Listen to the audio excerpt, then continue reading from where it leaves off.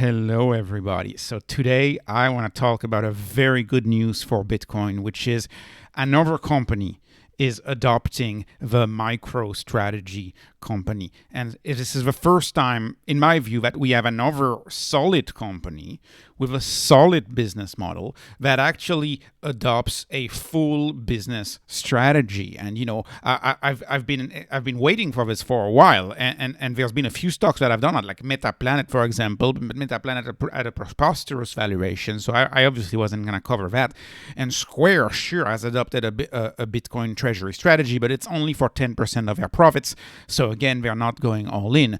That's not the case of Semler. Semler is adopting a Bitcoin strategy just like MicroStrategy.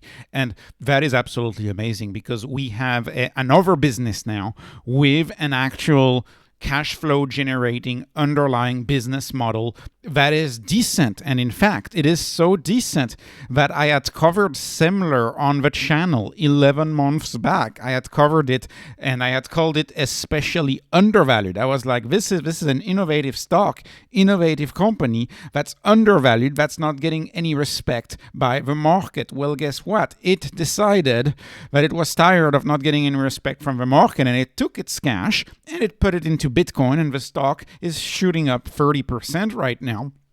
So I've covered it twice. So let me just start with the underlying business because for me now, a company like Semler, and I might wait a few days for the excitement to wear off, because obviously the stock right now up 30% is because everybody's excited. I might wait a few days, but I'll be buying this stock if we see a 10 to 15% drop from today.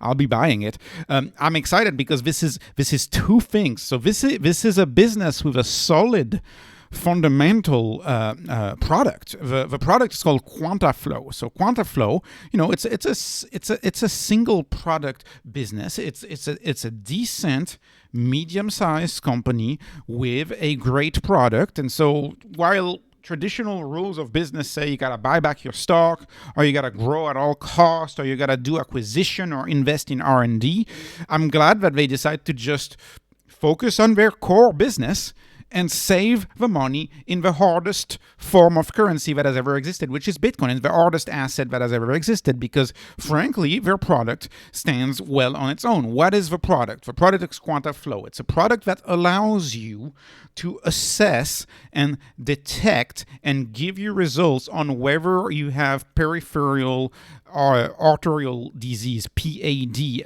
PAD disease is a common disease that you get, and if you get that, that's a sign that you might have some heart issues in the future. That's a sign that you may have atherosclerosis. You may have a heart attack in the future.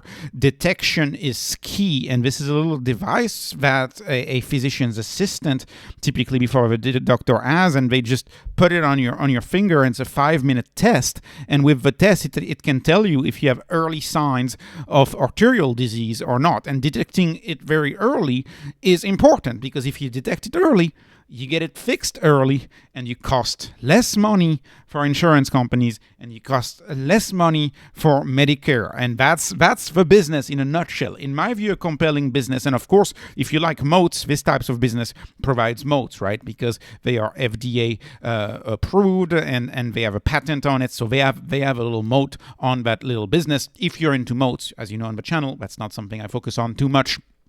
But anyways, the product, in my view, is great. So the numbers after today. So what are the numbers after the stock went up 30% today? And if you look at this, you may see, the stock actually was in free fall, minus 50% back in March. I'll get into that in a second as to why it was in free fall. But if you look at the stock right now, up 30%. So let's use today's number to do back of a napkin math. In these videos, I only do back of a napkin math, but let's do that. So the market cap right now, with today's stock price, with that jump, is $206 million market cap. They have no debt. I think they have something like $100,000 of accounts payable or something. So they have zero debt, and they have $206 million in market cap. That's the market cap right now. The business as of today. So the revenue this quarter, the last quarter in Q1, the revenue was 65.9 million, not billion, I wish. No, 65.9 million was the revenue. So I'm going to assume the revenue is flat, which is why I annualize that. So I take the last quarter revenue and I do a 4x. That's a 263 million in revenue. Their gross margin is, the product is essentially just pure profit, 89% gross margin. And their EBITDA margin is through the roof at 36.5%. This is outstanding. This is excellent. EBITDA margin is my preferred proxy for cash flow. This is EBITDA margin that's nearing what a payment company would have. This is how profitable this is. This is extremely profitable. Now, what's the revenue growth expected? Well, when I had covered this stock on the channel about 11, 12 months ago, they were expected to grow at roughly steady eddy, like a 10 to 15% is what their growth trajectories was per year. Now, they had an issue in March, and the issue was what? The issue was that Medical Advantage, which is a special program of Medicare, Medical Advantage said that they were phasing out covering for these tests. They were phasing it out because an institution like Medicare is very short-term oriented, right? It's and sometimes it makes you wonder whether they really perhaps wish to catch that disease later on, because I don't know, maybe they look at global payouts and global payments and maybe it costs them less. Anyways, I don't really know how this works. But anyways, it's bad news. It's bad news because a side of their business, which was the Medical Advantage bonus that testers, providers were getting for administering the test, that's going away. But that's going away in 2027, right? There's a phase-out period, but that's not how Mr. Market thinks. Mr. Market thinks, headline, horrible, going away, the business is dead. No, it's not going away. There is a phase-out period until 2027. So this is a 3-year thing, a 3-year downward pressure on the cash flows of the business. That's not imminent. Yet Mr. Market reacted as though it is imminent. But there is upside. There's still upside to this business. There's still an upside benefit to the business, which is that insurance plans and insurance companies, they still have a strong incentive of testing for peripheral heart disease because, of course, if you catch this issue early, then you can have an actual doctor go tell the patient, hey, we need to work on this, we need to fix you before it gets really, really bad, because you could have a heart attack, right? Because the number one killer is cardiovascular disease. That's the number one killer. We really want to test you, and in private insurance companies, my guess is if they think long term, they're going to keep covering for that, right? It's not the same as Medicare. So the early detection of PAD is still a big deal. And it still saves cost to health insurance, and the product is still very compelling. And in my view, even though we're expecting perhaps a flat revenue for a year, which is, if you look at the call, that's what they say in the call. In my view, this business will be a slow growth, steady eddy. I don't think it's going to disappear. So now, getting to what is interesting for us, which is the back of the napkin math for this company. So Semler Scientific they adopted a Bitcoin treasury strategy, which means that it essentially turns them into a synthetic Bitcoin miner. So what that means is that they don't mine Bitcoin, they operate another business unrelated to Bitcoin, and they take the cash and they use that cash to buy Bitcoin as opposed to just sitting in treasuries, buying back stocks, investing in hopeless R&D, or going to do an acquisition and paying a premium. They don't do that. They just own the Bitcoin and they just focus on their core business. This is the classic thesis of Michael Saylor. You know what he explained? He explains this. If you're a dentist, you shouldn't worry about, branching out and doing another business. No, if you're a dentist, you should focus on becoming the best dentist you can be, and then whatever extra cash flow you got, don't become a real estate investor. Just put it into actual money like Bitcoin. That's what they're doing here. So let's assume that 36% EBITDA margin, like I said, that's my proxy for cash flow. Let's assume 1/3 of that goes towards the business and incremental improvements to their product, little marketing in there, a little sales team here and there. So let's assume a third of that goes towards the business, and let's assume 2/3 go towards Bitcoin. So if we assume that at 264 million of revenue each year times 24%, right? That's the 2/3 here of the EBITDA margin. 24% of that amount earmarked for buying Bitcoin. That means they will be buying $64 million worth of Bitcoin per year. Right now, the business just bought Bitcoin at 581.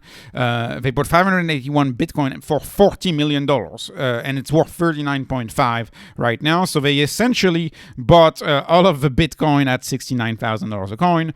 There's some meme value here, like the CEO maybe upset with the market and decided to just put all of the cash in there. And anyways, I think it's interesting. So enterprise value. So we subtract the value of a Bitcoin that they currently have, right? So the enterprise value, in my view, because they converted that into cash. That's not exactly the EV because they do have some cash left. But let's assume that market cap without BTC, is really what I should say, is 167 million. That's the market cap without BTC. So what is the business trading at? Well, it's trading at, I mean, it's kind of a hybrid between price and EV. So we're going to call it market cap without BTC. So they're trading at a price. I'm going to leave price. They're trading at a price of 2.6 times price over Bitcoin earnings ratio. So the value of the business right now, and it's about 167 million. The value of the business is only 2.6 times higher than their buying potential for Bitcoin, which is 64 million Bitcoin potential buying each year. So that is very cheap. That's that's trading at lower than a company with impending bankruptcy. That's still how cheap this company is trading.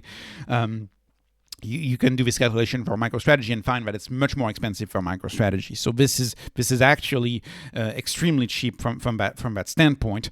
And Bitcoin, in my view, they're going to force a reevaluation of many businesses, but including this business.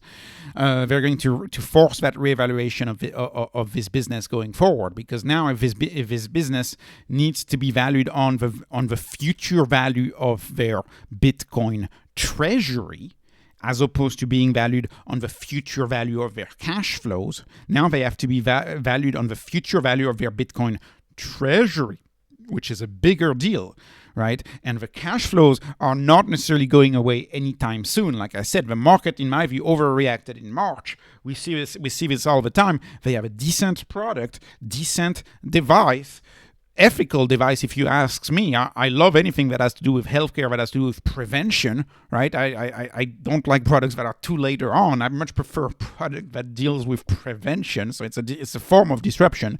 And even without that, that's a stock that will be trading at an 11 PE.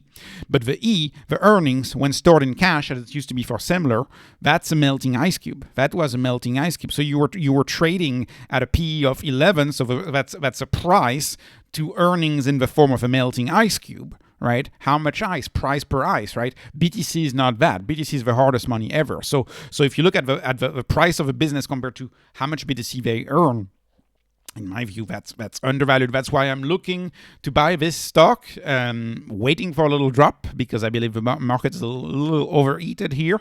But this will warrant this will justify a bigger analysis, and also a side-by-side analysis with MicroStrategy. If you're interested, please let me know. This was not investment advice, no financial advice, no health advice, no Medicare advice, no advice of any kind. This is just entertainment. Please like, please subscribe. Thank you for watching, and have a wonderful day.